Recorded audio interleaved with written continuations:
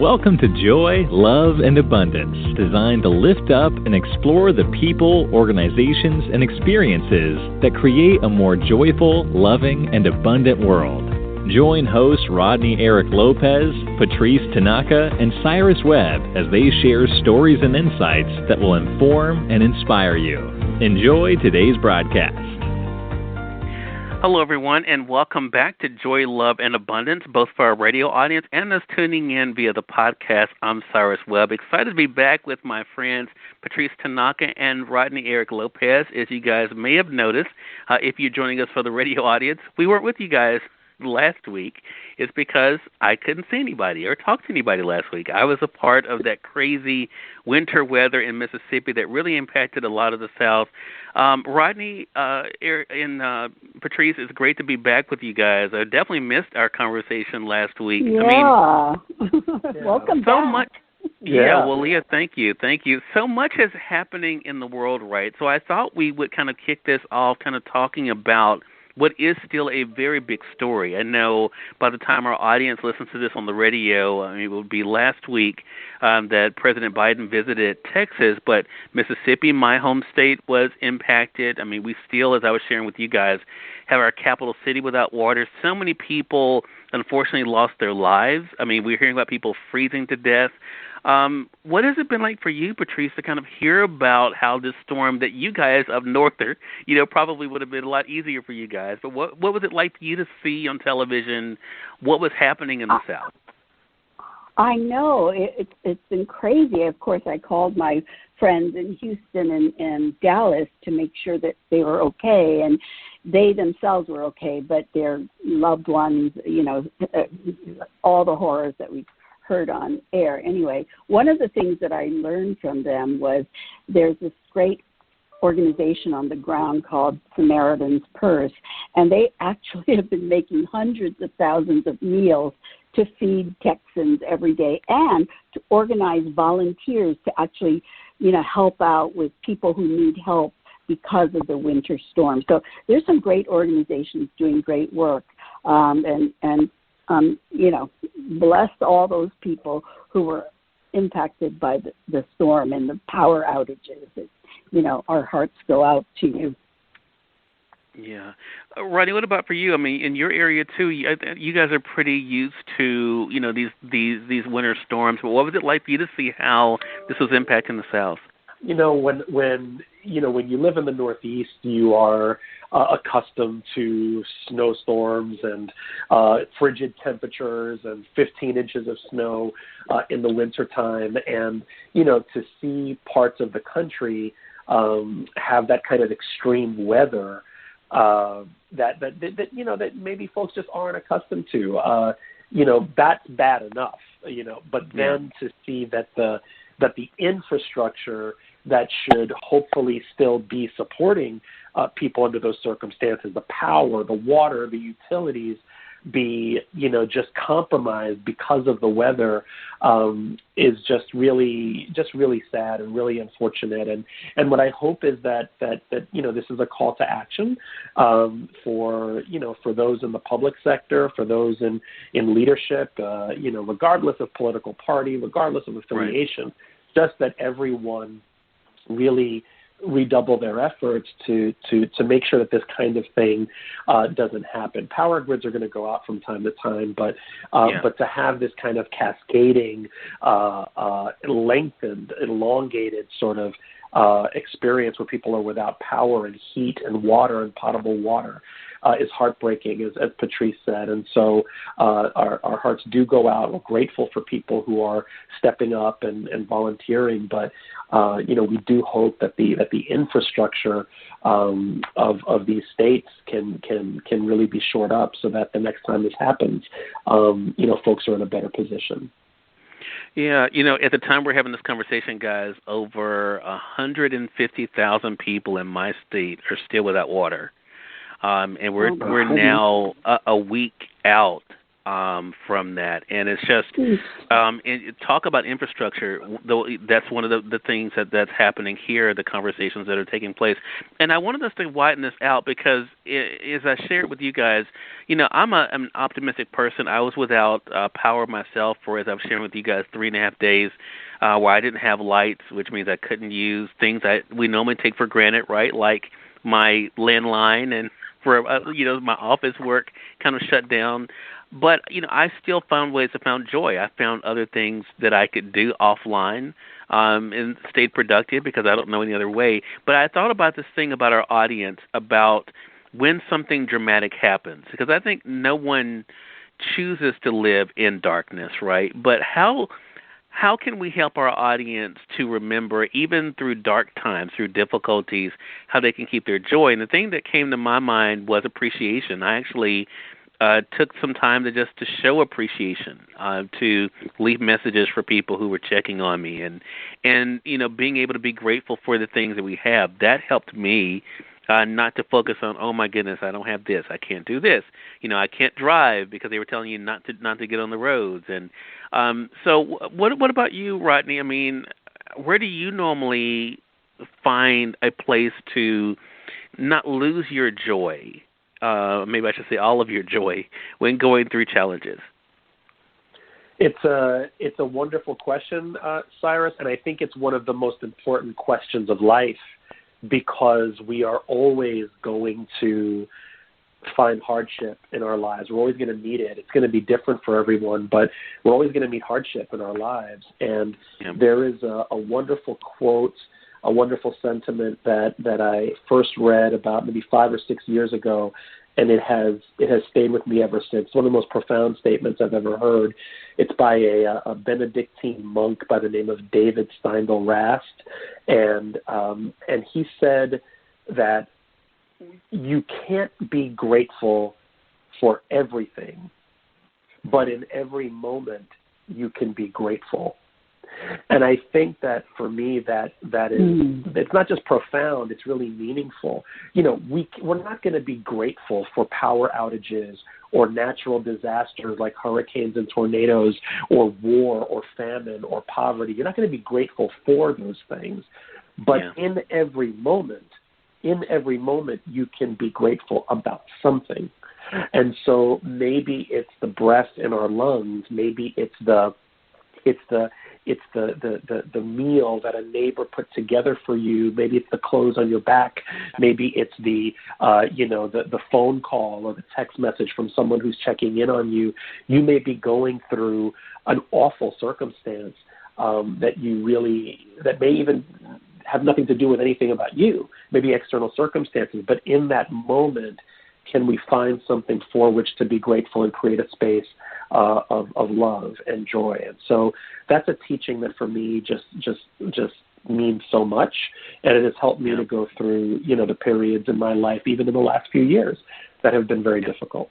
I love that. And I think that is absolutely right. You both talked about gratitude, and there's nothing better than gratitude for lifting us out of whatever predicament we might be experiencing, right? Just reminding ourselves and being grateful for whatever it is that we have, rather than focusing on what we don't have, right? Because there is so much that we can be grateful for. It's just a matter of, focusing on those things. Yeah. And I think that there's a I'm sorry, Cyrus. I think that there's a balance. I think we've talked a lot on this show already about the difference between deep gratitude and like a Pollyanna sort of approach to life, or there really is nothing wrong, or there's nothing to see here. That's not. I don't think that's what we're saying. I think we're all in agreement there that you can acknowledge, whether it's an injustice or a real awful situation, and name it as such, and feel the feelings of anger or disappointment or sadness or sorrow. It doesn't mean that goes away, but one can still be with those emotions and recognize that there also might be something to be grateful for in that moment. And so they're not mutually exclusive. It's just that feelings of gratitude can then create space for even more positive things to come in. And I think that it's important to acknowledge that. Yeah. Patrice, I was just going to ask you, joy is such a big part of your platform. Have you always found it easy to, even in the midst of a challenging situation, to be able to find those moments of joy, or has it been a process for you too? I don't think I was aware that you could choose joy.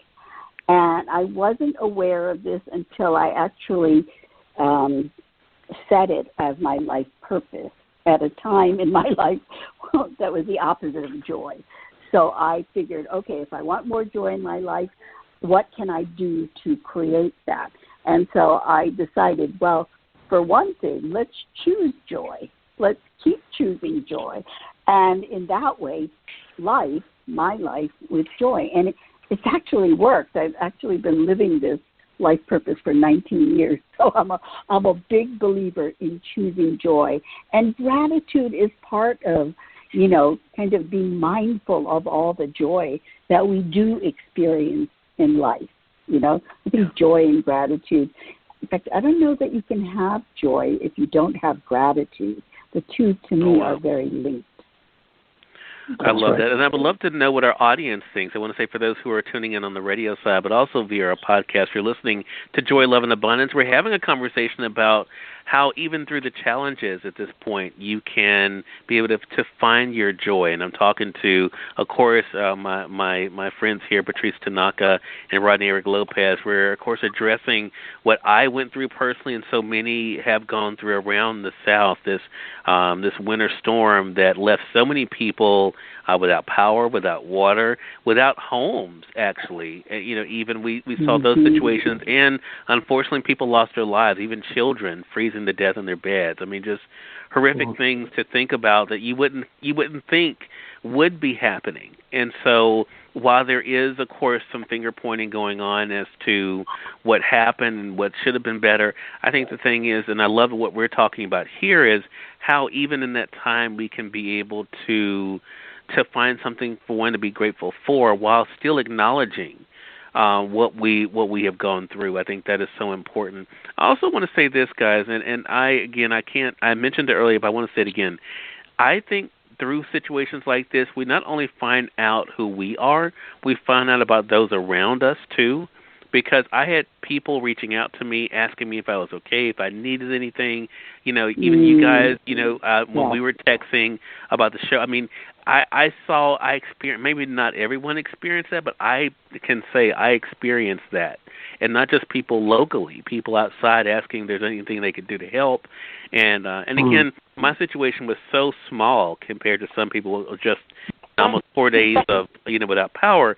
So many people have gone now over a week and a half without power. So, definitely it's something for us to think about.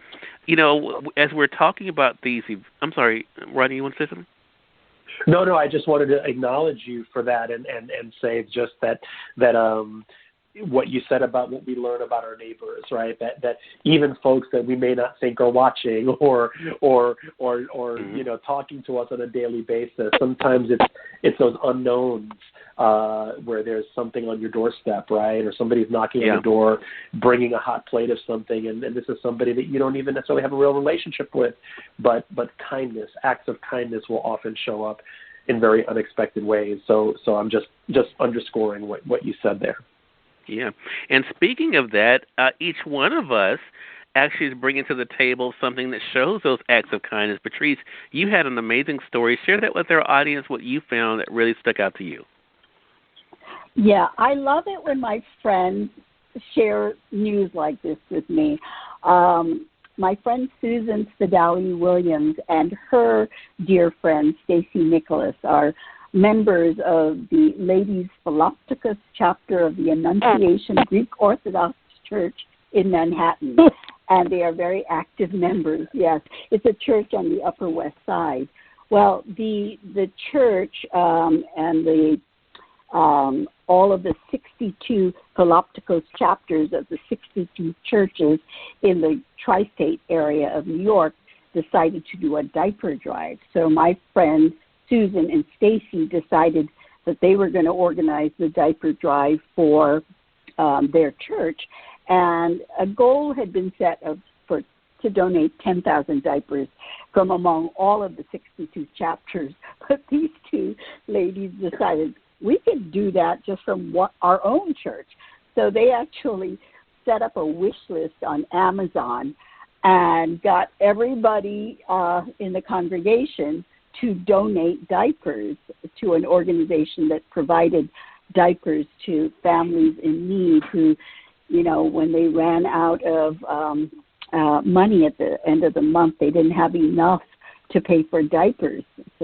So important. So what ended up happening was, because of this diaper drive they did for their church, they were able to donate 16,000 diapers, and their efforts inspired the other 61 churches in the tri-state area to up their games, and they started doing wish lists on Amazon as well. And altogether, they raised 64,000 diapers that they were able to donate to organizations that provided diapers to families in need. So I just love stories like this of people who just decided, you know what, we can make a difference to help other families in need. So anyways, I just love that story, and I wanted to give a shout out to Stacy and Susan and the Ladies Philoptochos chapter of the Annunciation Greek Orthodox Church in Manhattan. Love it. I would not try to say their name, Patrice, but I love I love the work. I love the work that they are doing, and I think it goes to show, guys, something that we talk about doing what you can. We all can't do the same thing, and maybe not even on the same scale, but all of us can create an Amazon wish list. You know what I mean? Yeah. That's right. And you never know what's going to happen with it, right? Yeah, right. Absolutely. Yeah, Rodney, you had a great one too. Why don't you share that one with our audience? Sure, I'm happy to. This is a wonderful story that I read last week in Yes Magazine. Yes Magazine is just a wonderful.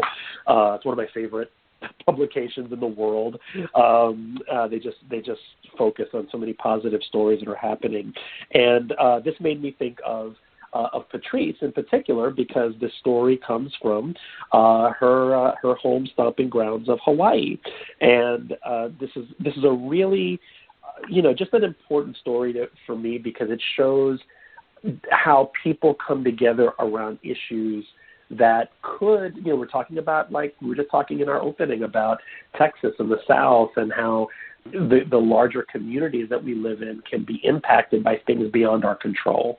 And so this is a group of organizations that is trying to take some of these matters into their own hands.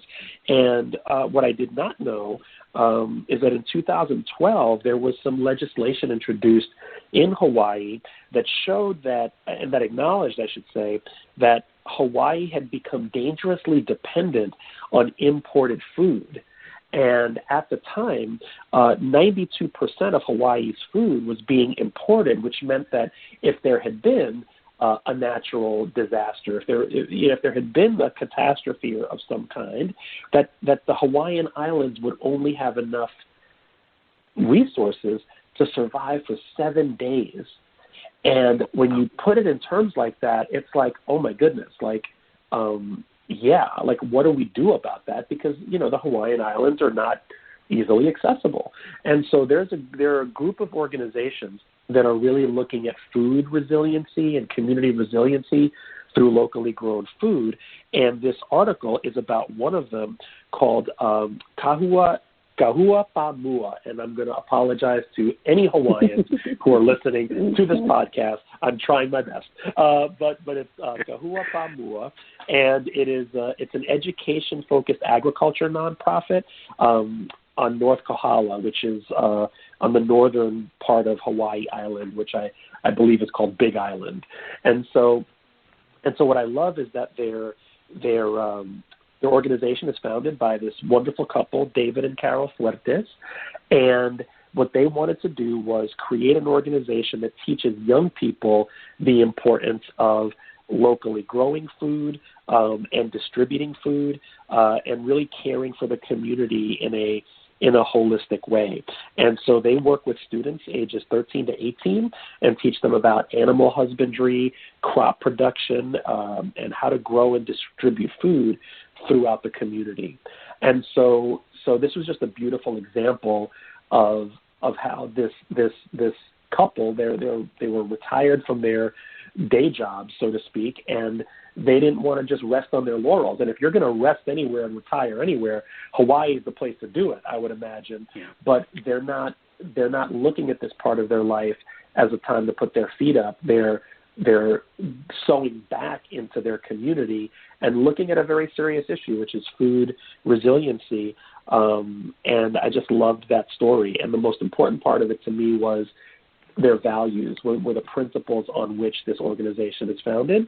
And it's basically, and I mentioned it to both of you in our pregame, which was, knowing your ancestors because they paved the way for you, knowing your values because they help you drive your decisions, knowing your purpose because that'll show you the why of what you're doing, and envisioning the ultimate for yourself and your people. And so this organization is built on those principles, and it shows in the results that they're getting. So this was a story that just jumped out at me last week, and really is a beautiful example of love and abundance in the local community there. Yeah, I love it. That really is powerful, and again, it does show, guys. I mean, again, doing what you can, right? I mean, I think that is the big thing.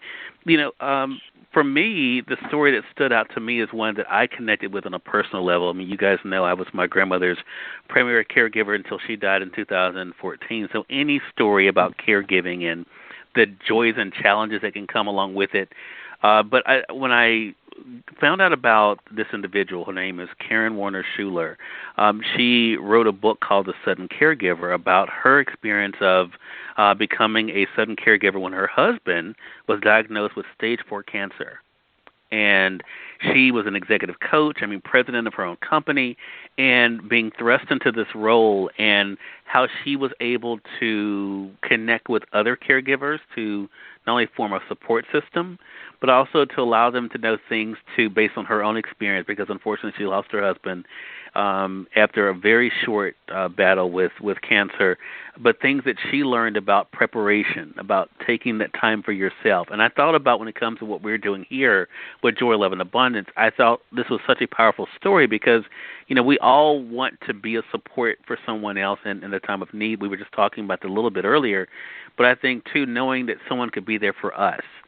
And the fact that I look at those years with my grandmother, the 9 years I was her caregiver, really was such a joy for me. Now, granted, my circumstances are very different. I'm a single guy, so it wasn't like I, had to make major changes like a lot of people have to. But I love the work that she is doing, that Karen is doing, and that showing that, yes, it's hard. Yes, there will be some dark times. Yes, you're going to be disappointed at times, but how you can still find your joy. She actually talks about that in the book, how you can still find your joy, how you can be able to take out time for yourself, remember that to not, forget about you in the process, and, how that's going to help you be the better you. So definitely my hat's off to Karen and all those caregivers out there of parents, of grandparents, of children even, because we talked about that in our chat on the radio. And we forget sometimes some parents have to end up taking care of their children a second time because of an illness or an accident, and how, it presents challenges, but there can also be blessings. So the SuttonCaregiver.com is where people can find out about the work that Karen is doing. And I just thought it was such a great story to be able to share. Yeah, I love it. Love it. And just so, just so important when we talk about what it means to have compassion, right? There is compassion for the person for the caregiver that the caregiver has for the person they're taking care of, but then what does it mean to have compassion for the caregiver themselves, right? Yeah. Because they are in need of compassion as well, because they're extending themselves in ways that people who aren't in that situation can't always appreciate and understand. So I appreciate you bringing that resource to life. Well, look, it is it's such a great thing, such a great reminder for us, and I hope our audience will be able to, because I think one connection all of our stories had, guys, is that it really shows how we can make a difference, and I hope our audience realizes that you don't have to be this big name, you don't have to have all this money, you can just be able to look at where you are, right, and look for ways that you can be able to bring some joy, love, and abundance to others, and knowing that that can be returned to you. Absolutely. That's right. Well, guys, I want to say this because I meant to mention at the beginning. This is our 7th episode of Joy, Love, and Abundance. And can you believe it's almost been 2 months? I mean, I have to say, I said it to you all earlier. I so look forward to this time because, you know, even though I'm on the radio literally every day of the week, this is so different for me and so exciting because, you know, it's Cyrus. Versus a host. I don't feel like a host here. I just feel like we're catching up with friends because I think the three of us will be having these conversations even if we weren't on the air, right? Because I think that's just who we are. I mean, any final thoughts, Patrice, for our audience before we wrap up today? Choose joy and remember to be grateful for what we have and not what we don't have. You know, let's not focus on that. Yeah. Rodney, what about you? Any final thoughts today? Just to continue to whether it is with positive thoughts or prayers, if that is what you do, or financial contributions or networks, anything in any way that we can be of service to our fellow countrymen and women in Texas and in the South, the Southern U.S. Let's just continue to keep folks in our mind as they go through this next few days that are going to be very critical for them. So, thoughts are with you, Cyrus, and with all of your neighbors. Well, thank you. And I would just say what I mentioned earlier because I really mean it from the heart. You know, realize for one that you're not alone in what you're going through. All of us have different challenges, for sure. But I think knowing that you can be able to come out the other side, and again, I love what you said, Rodney, about it. It's not being Pollyanna about it. It's not saying every day is going to be great, but you can find greatness in every day. And I think that, you know, being appreciative is so important, especially when you're going through, whether it's a natural disaster or the loss of a loved one, which so many people are impacted by. Another thing that happened while we were gone, guys, you know, thinking about 500,000 people have died in this country along with, you know, with COVID. You know, there's so many things that have people in want, but I definitely want to encourage our audience to look for that light and to know that you're not in this alone. We're rooting for you all.